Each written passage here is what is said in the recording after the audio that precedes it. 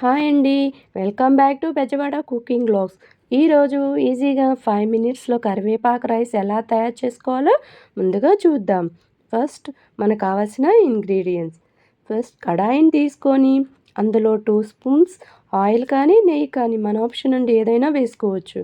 ముందుగా జీడిపప్పు వేసుకొని అవి బ్రౌన్‌గా వచ్చేంత వరకు వేయించాలి. తర్వాత కరివేపాకు 2 స్పూన్స్ కరివేపాకు పౌడర్ కూడా యాడ్ చేయాలి. అవి కొంచెం పచ్చిగా వాసన పోయేలాగా అవి కొంచెం సేపు ఫ్రై చేయాలి. తర్వాత 2 స్పూన్స్ కారం కూడా అందులో యాడ్ చేయాలి. కరివేపాకు రైస్ అండి మన ఆరోగ్యానికి చాలా మంచిది. మన బాడీలో ఉన్న మెటబాలిజంని కూడా మెరుగుపరుస్తుంది.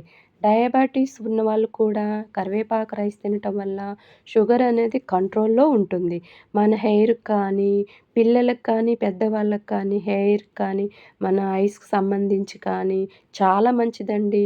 ఈ రెసిపీ మీరు ట్రై చేయండి. ఫస్ట్ మనం ఉడికించుకున్న అన్నాన్ని అందులో వేసుకొని చిన్నగా ఉండలు లేకుండా కలుపుకుంటూ మనకు రుచికి తగ్గ సాల్ట్ కూడా యాడ్ చేయాలి. మన బాడీలో ఉన్న